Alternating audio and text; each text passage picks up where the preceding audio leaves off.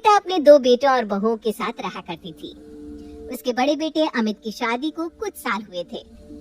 वहीं ललिता अपने छोटे बेटे अजय के लिए लड़की ढूंढ रही थी। माँ जी, मैं तो कहती हूँ हमें ऐसी गुणी संस्कारी लड़की ढूंढनी चाहिए देवर जी के लिए, जो घर में आते ही कलेश ना करे। बड़े बहू तो ठीक ही कह रही है, लेकिन जहाँ 4 बर्तन होते हैं वहाँ बर्तन खनकते भी तो है। ये भी ठीक कह रही है माँ जी आप, लेकिन बर्तन अगर ढंग के हो ना तो उनमें से आवाज नहीं आती। इसीलिए मैं कह रही हूँ हमें जितना हो सके देवर जी के लिए अच्छी से अच्छी लड़की लेकर आनी चाहिए। बहू, जिस तरह तू घर का हिसाब किताब रखती है, किचन में क्या आना है क्या नहीं आना, इन सब का तुझ पर ही तो जिम्मा है, और तू ये सब काम बहुत अच्छे से करती है। इसी तरह मैं चाहती हूँ कि मेरी छोटी बहू बाकी के कामों को अच्छे से निभा ले। ललिता की बड़ी बहू पूरी जिम्मेदारी के साथ घर का कामकाज अच्छे से निभा रही थी, और ललिता को अपनी बड़ी बहू से किसी तरह की परेशानी नहीं थी। वो जो कह देती ललिता भी उसी में खुश हो जाती। एक रोज सुबह सुबह ललिता के घर उसकी पड़ोसन विमला का आना होता है। क्या बात है ललिता, लगता है आज घर में कुछ अच्छा बना है। चल, सही समय पर आई हूँ। अब आई हूँ तो खा कर ही जाऊंगी। तुझे तो बस खुशबू लगने की देरी है। जरूर तूने दूर से ही सूंघ लिया होगा कि मेरे घर में क्या बन रहा है। अरे नहीं नहीं, मैं तो बस यूं ही तेरे घर आ गई। यहाँ आई तो मुझे अच्छे से खाने की खुशबू आ गई, तो मैंने तुझे बोल दिया। ऐसे घर में बनाया क्या है? अरे वो तो बहू को ही पता होगा कि खाने में क्या बना है। खाने का हिसाब किताब, किचन में क्या आना क्या नहीं आना, सब कुछ पूजा बहू तो रखती है। क्या बात है, अभी से बड़ी बहू को घर का सारा जिम्मा दे दिया। घर की चाबी भी फिर तो तेरी बड़ी बहू के पास ही होगी।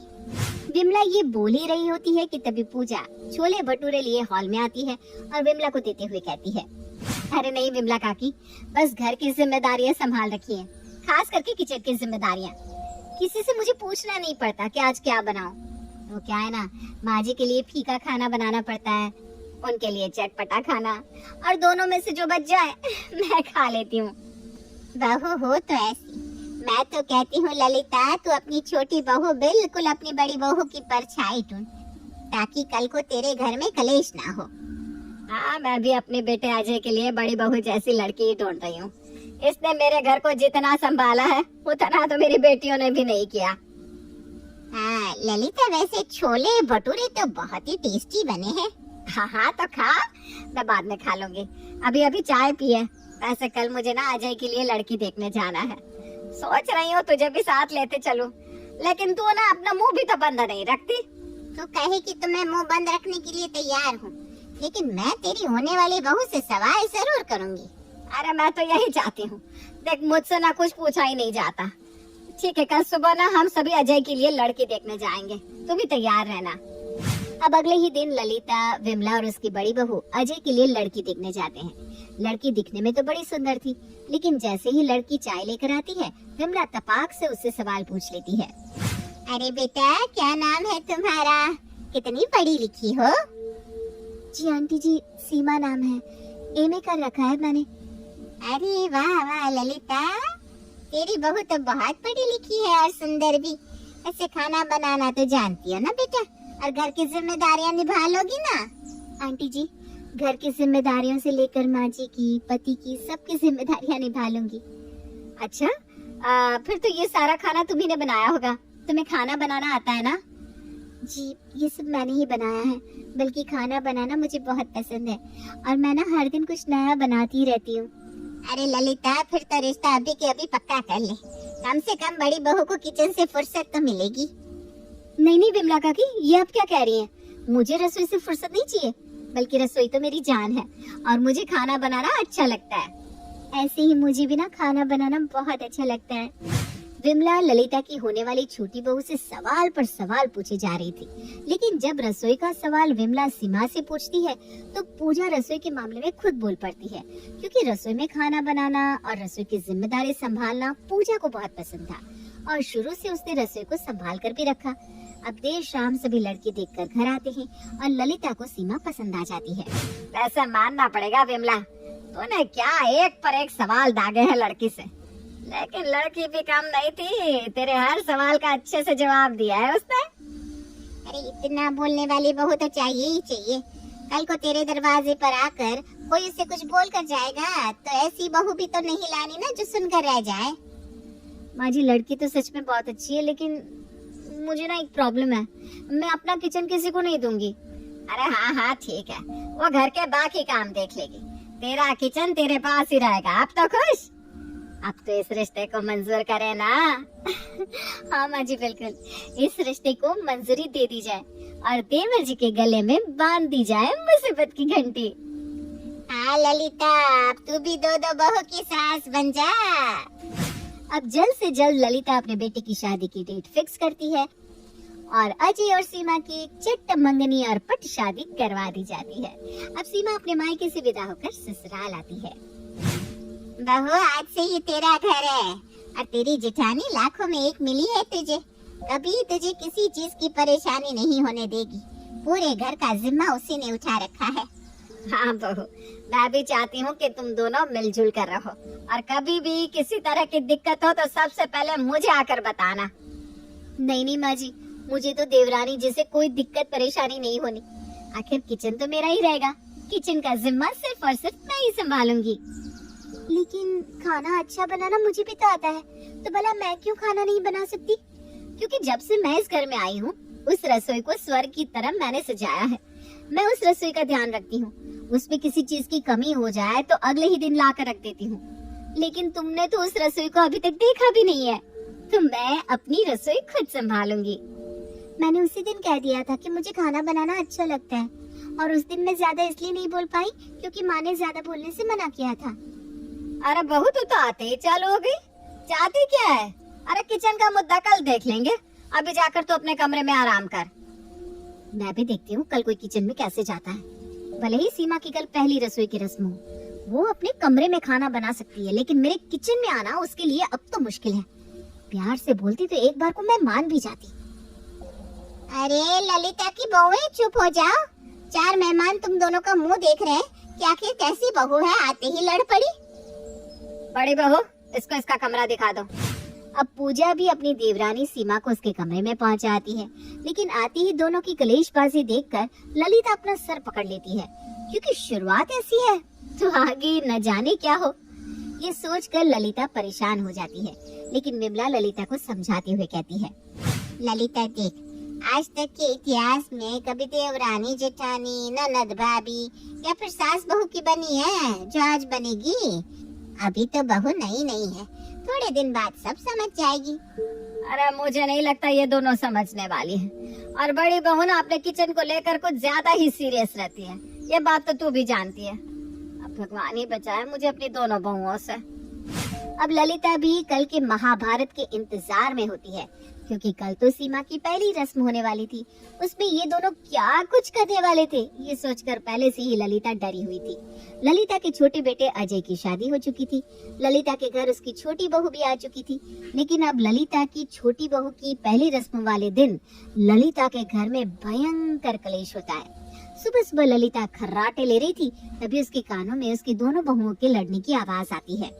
तेरी इतनी हिम्मत, तूने मेरे किचन में जाकर कांच की कटोरियां तोड़ दी। मैंने ध्यान नहीं दिया था और वो मेरे हाथ लगने से गिर गई, तो क्या हो गया, दूसरी आ जाएगी। वैसे भी मेरे घर से बहुत सारे बर्तन के सेट आए, अब इन टूटे फूटे बर्तनों को हटाकर मेरे मायके से आए बर्तन लगा लो, वरना इन कटोरियों को देखकर ऐसा लग रहा है जैसे भीख मांगने वालों से मांग कर लाए हो। तेरी जुबान कुछ ज्यादा ही नहीं चल रही? अरे तुझे आए हुए इस घर में पूरे 24 घंटे भी नहीं हुए, लेकिन तेरी जुबान कैंची की तरह चलती जा रही है। अब भी क्या भी, निकल मेरे किचन से, चल। किचन से तो मैं निकल जाऊंगी, लेकिन अभी मुझे अपनी पहली रसोई की रस्म पूरी कर लेने दो। दोनों देवरानी जेठानी लड़ ही रहे थे कि तभी ललिता अपने कमरे से उठकर आती है। अरे क्या हो गया, सुबह सुबह राम नाम लेने की जगह तुम दोनों यहाँ एक दूसरे के बाल नोचने पर उतरी हुई हो। माँ जी, आप दीदी को समझाइए ना, वो मुझे किचन में जाने से मना कर रही है, और तो और आज मेरी शादी के बाद पहली रसोई की रस्म है जिसे वो नहीं करने दे रही। माँ जी, आप इसके बारे में जानती क्या है? अभी अभी किचन में गई है और कांच का सारा सेट तोड़ कर रख दिया। अरे छोटी बहू, क्या कर रही है तू? कल से आते ही तूने घर में हड़कंप मचा रखा है। माँ जी, इसे रसोई की पहली रस्म पूरी करने से रोक लीजिए, वरना किचन का सत्यानाश हो जाएगा। दीदी देखिए, मैंने कह दिया ना ये सब मुझसे गलती से हुआ है। अब आप ना कुछ ज्यादा ही बोल रही है। भला मैं अपनी पहली रसोई की रस्म क्यों ना निभाऊं? ये सब देखकर ललिता पास रखे सोफे पर अपना सर पकड़कर बैठ जाती है। वहीं दूसरी तरफ पूजा और सीमा जोर जोर से चिल्ला चिल्ला कर लड़ाई कर रही थी। तभी उनकी पड़ोसन विमला आती है। अरे बड़ी बहू, ये तो ना समझे, तू तो समझदार है ना, क्यों इतना लड़ रहे हो तुम दोनों? बाहर पूरा मोहल्ला इकट्ठा हो गया है और कह रहा है कि ललिता की कल की आई बहू कितनी बदतमीज है, आते ही घर में कलेश मचा रखा है। आपने भी तो इन लोगों का नमक खाया है, तभी तो इनकी बोली बोल रही हैं। आपने पहले मुद्दा जाना कि यहाँ पर किस बात को लेकर लड़ाई चल रही है? मुद्दे पर कौन जाता है बहू, लोग तो यही कहेंगे ना, जिस घर में कल तक कौवे की आवाज भी नहीं सुनाई देती थी, उस घर में आते ही नई बहू की आवाज सुनाई देने लगी। हाँ हाँ, मेरी वजह से ही तो इस घर में कलेश होता है, वरना ये घर तो पहले स्वर्ग था, अब नर्क हो गया है, यही कहना चाहती है ना आप? विमला के लाख समझाने के बाद भी ललिता की दोनों बहुओं के बीच जमकर झगड़ा होता है। अब विमला भी ललिता के बगल में सर पकड़कर बैठ जाती है और ललिता से कहती है, तेरे तो भाग ही फूट गए, ये तेरे पिछले जन्मों के कर्मों का नतीजा है जो तू आज भुगत रही है। अब तो लगता है मेरे घर में खाने को भी आफत आ जाएगी, अनाज के रहते हुए भी मेरा परिवार भूखा मरेगा। इन दोनों की लड़ाइयाँ ही बंद नहीं होगी तो भला इस कलेश पे कौन क्या बनाएगी और कौन क्या खाएगा। हे प्रभु, अब सब आपके हाथ में है। ललिता अपनी बहू को लड़ता हुआ देखकर समझ चुकी थी कि आज तो उसे खाना मिलने से रहा, और होता भी ऐसा ही है। दोनों बहुएं आपस में लड़ झगड़ कर अपने अपने कमरे में जाकर सो जाती हैं। और बेचारी ललिता, जिसे सुबह सुबह चाय भी नसीब नहीं होती, वो विमला के यहाँ जाकर चाय पानी नाश्ता करके आती है। माँ जी, ऐसे काम नहीं चलने वाला। सुबह से शाम हो गई लेकिन घर में खाना नहीं बना। मैं तो फिर भी ठीक हूँ, लेकिन आप इस उम्र में खाना पीना नहीं खाएंगी तो वक्त से पहले ही यमराज को प्यारी हो जाएंगी। क्या तो तू सही रही है, लेकिन सुबह से कहाँ थी? तब तो तुझे अपनी सास की याद नहीं आई। माँ जी, मैं जा रही हूँ शाम का खाना बनाने। अगर उसने फिर से कलेश किया ना तो आप उसे उसके मायके भिजवा दीजिएगा। वो इस घर में रहने लायक ही नहीं है। शाम का खाना जैसे तैसे बन जाता है।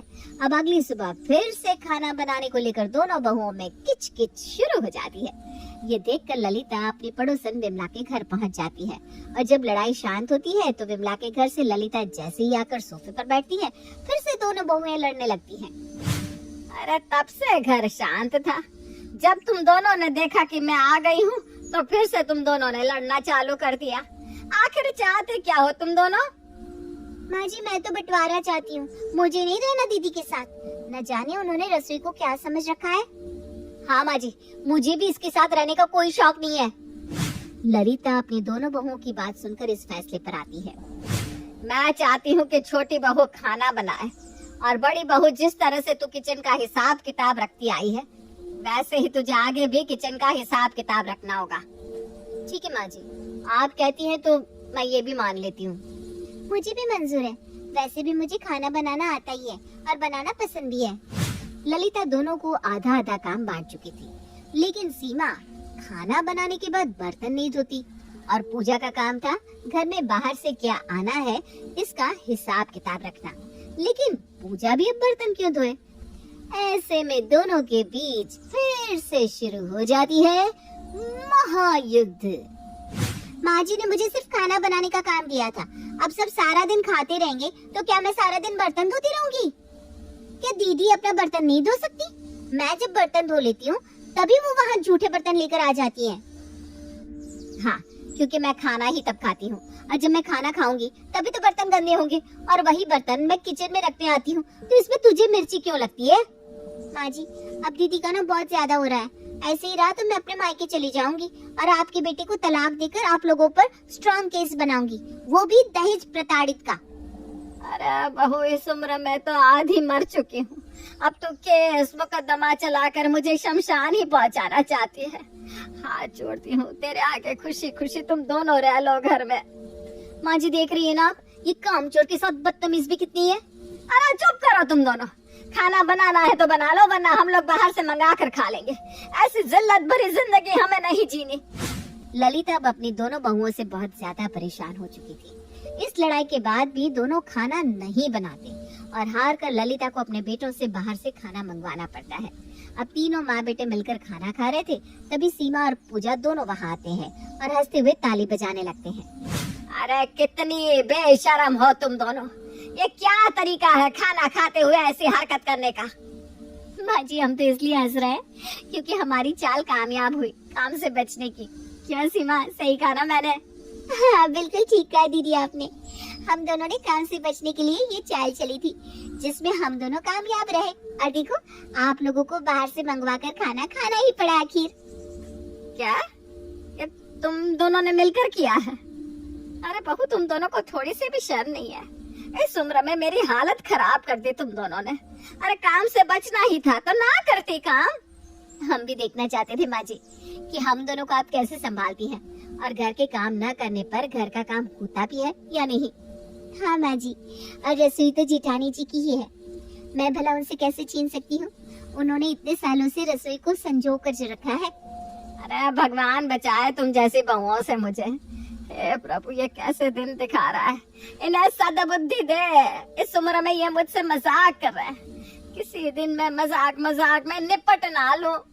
सीमा और पूजा तो बस काम से बचने के लिए ऐसी चाल चलती है जिसमें बेचारी सास ललिता पीस जाती है, लेकिन बाद में सच्चाई सबके सामने आ जाती है, जिसे सुनकर ललिता को खुद पर भी हंसी आ जाती है।